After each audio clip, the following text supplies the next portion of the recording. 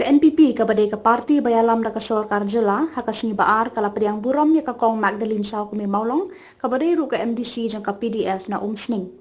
Hakani ke jukasni ke NPP kala Pdiang Burom ru ya uba Dango MLA barim na Ranikor nang ta uba man study nongrem CEM barim ka KHADC baru MDC barim kalangren. Ya kata ke MDC bad ya kita ke MLA bad MDC barim la Pdiang Burom da national president ka parti ukon rat ke sama na lor ka jingadon lang kinang yalam bahak macam ka parti. This party has brought a lot of development not only to the state but the people as a whole. I would like to contribute to the best of my ability to work for the welfare of all.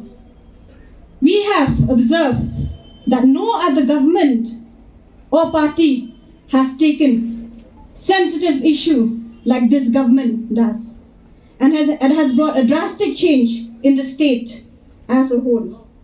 With the dynamic leadership of the Honorable Chief Minister, who is also the National President of the party and our Deputy Chief Minister, we would see the drastic changes in the state as a whole.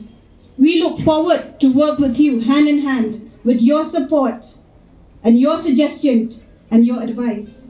Kata kadai kajing klaim jong ka parti NPP jongi hamni hapo Northeastern State barok oi hapo kejelam jong national president jongi bolong chief minister hapo kejelam jong ubah konrak sama. Dengan kuat banong hakani kapor ni Pdiang sengau bahaya pi kineki leaders. Baik kong mat Idia kun na nongpo.